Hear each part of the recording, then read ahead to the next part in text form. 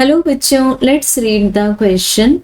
A bomb traveling in a parabolic path under gravity explodes in mid-air. The center of mass of fragments will move. So बच्चों question से relevant article हम refer कर सकते हैं 11th NCERT part 1 page number 149 पर, जिसमें हमें with diagram explain किया हुआ है कि suppose a projectile is moving in the parabolic path, इस तरह से, और मिड एयर ये एक्सप्लोड हो जाता है डिफरेंट पार्ट्स में, डिफरेंट पीसेस में.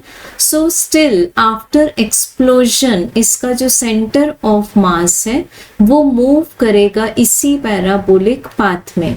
So what is the reason for that? तो सबसे पहली बात है बच्चों कि ये जो बॉम्ब एक्सप्लोड हुआ, यहाँ पर हम देख सकते हैं कि इसमें कोई भी एक्सटर्नल फोर्स अप्लाई नहीं किया गया था. सो इसके एक्सप्लोजन का रीज़न क्या था? सिर्फ और सिर्फ internal forces, because external force में तो यहाँ सिर्फ ग्रेविटेशनल फोर्स गिवन है हमें. अब जब हम इंटरनल फोर्सेस की बात करेंगे इस बॉम्ब में, तो moments of masses about the centre of mass will be taken as 0. So ये सारे मोमेंट्स ऑफ मासेस का वेक्टर सम क्या हो जाएगा हमारे पास में? 0, because they occur in the form of action and reaction pair. It means internal forces centre of mass को अफेक्ट नहीं करते.